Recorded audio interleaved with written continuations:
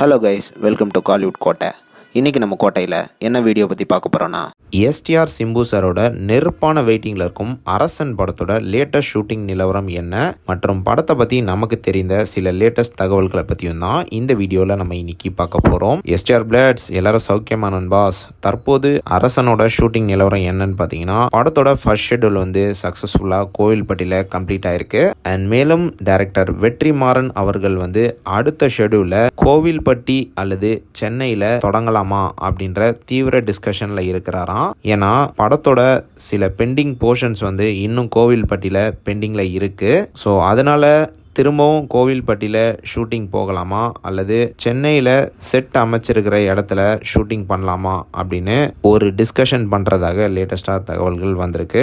And மேலும் படத்தோட அடுத்த ஷெட்யூல் பொங்கலுக்கு முன்னாடி தொடங்கலாம் அல்லது பொங்கல் முடிஞ்சதுக்கு அப்புறமா தொடங்கலாம் அப்படின்னு லேட்டஸ்டாக தகவல்களும் சொல்கிறாங்க. இது மட்டும் இல்லாமல் இந்த படத்தில் நம்ம விஜய் சேதுபதி கேரக்டரை பற்றி ஒரு லேட்டஸ்ட் அப்டேட் ஒன்று வந்திருக்கு.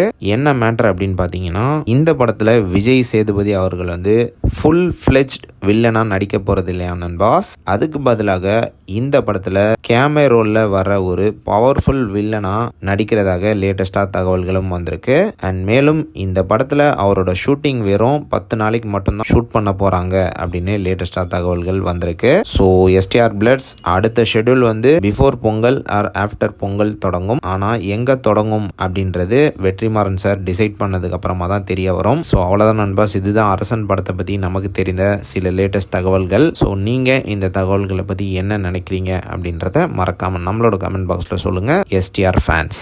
மேலும் பல காலிவுட் அப்டேட்ஸை தெரிந்து கொள்ள எங்கள் சேனலை சப்ஸ்கிரைப் பண்ணுங்கள். நன்றி.